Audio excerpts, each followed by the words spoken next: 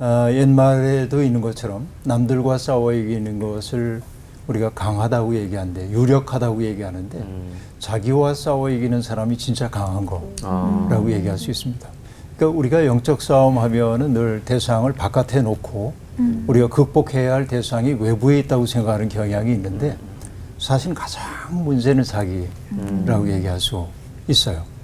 나 스스로가 하나님의 뜻대로 기쁘게 살 수 있으면 괜찮은데 그렇지 못하고 내가 바라는 바가 있거든요. 욕망하는 바. 근데 외부가 나를 도와주는 것처럼 느끼면 행복해요. 그런데 내가 바라는 바를 성취하지 못하도록 누군가가 가로막는다고 생각하면 즉시 그 사람을 적으로 생각하는 경향이 있죠.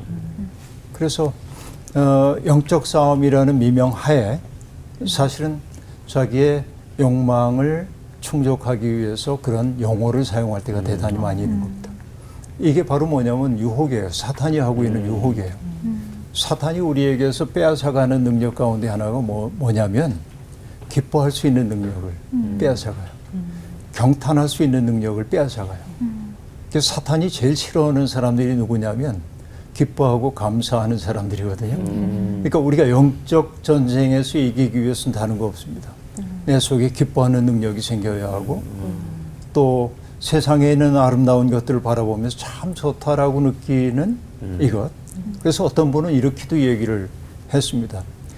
소비사회의 가장 급진적인 태도가 뭐냐? 감사하는 거다라고 얘기하는데요.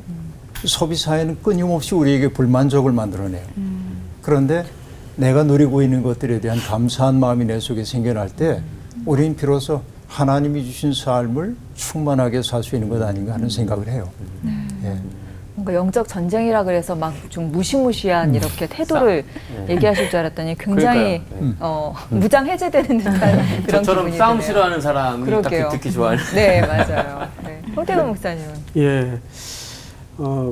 방금 이제 두 분 메시지를 통해서 저도 참 은혜를 많이 받았는데, 조금 커다랗게 이렇게 생각을 하면 어떨까요? 우리나라가 참혹한 전쟁을 겪은 지가 이제 70년이 넘었어요. 근데 그때 전쟁을 종료한 게 아니고 휴전을 했어요. 그리고 엄밀한 의미에서 지금 우리나라는 전쟁 중이란 말이에요. 근데 70년 동안 155마일 전선을 육해공군이 전방위로 지금 매일 긴장을 늦추지 않은 채 비무장지대를 만들어 놓고 지키고 있어요. 간혹 국지전도 하고. 왜 그럴까요? 어느 날 한방 때문입니다. 그러니까 쉽게 얘기하면 어느 날 한방 터질 어떤 전면전 때문에 매일 70년을 양쪽이 치열하게 총뿌리를 맞대고 무기를 갈아대고 병사들을 교대하고 이렇게 대치를 하는 거예요. 그러니까 우리 이제 사회에 보시는 형제가 물었던 질문 중에 이렇게 서로 삶의 문제로 지쳐 있는데 영적인 전쟁까지 해야 되느냐? 결론은 해야 됩니다. 해야 되는데 하루도 그 긴장을 늦추면 우리는 금방 무너져요. 우리 존재가. 그래서 이런 시간이, 이런 주제가 굉장히 우리 시청자들에게는 시의적절하다라는 생각을 갖습니다. 해야 됩니다.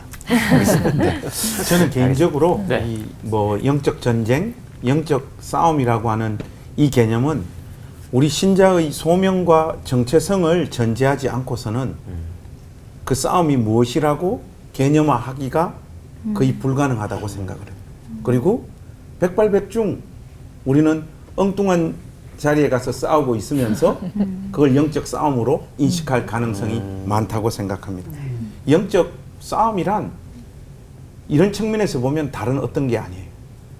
하나님 백성으로서의 우리의 소명과 정체성을 지키는 것. 이것이 우리 시대의 영적 전쟁이라고 봅니다. 그런데 많은 신자들의 의식 속에서 자신들의 소명을 이게 명사화해버린 일들이 자꾸 벌어지는 것 같아요. 그러니까 특정한 어떤 포지션, 인생의 어떤 자리에 예수님의 은혜와 힘을 통하여 가는 것, 이것을 자기의 소명으로 생각하는 거예요. 그런데 사실 신자의 소명은 명사라기보다는 형용사죠. 그 직을, 그 자리에서 그 일을 수행하는 방식, 진실하고 정직하고 온유하고 긍휼히 여기고, 이것이 우리의 소명이고 우리의 진짜 정체성인데, 우리는 우리의 소명을 명사화해서 다른 자리에서 막 싸움을 하게 되어지는 이런 일들이 영적인 전쟁이라고 하는 개념을 잘못 이해하게 될 때 우리 삶 가운데 찾아오는 현실이 되고 마는 거죠. 그래서 저는 이 시대 가운데 우리 모두가 우리의 진짜 소명이 뭔지, 우리의 정체성은 뭔지 다시 한번 생각해 봐야 된다고 생각을 합니다.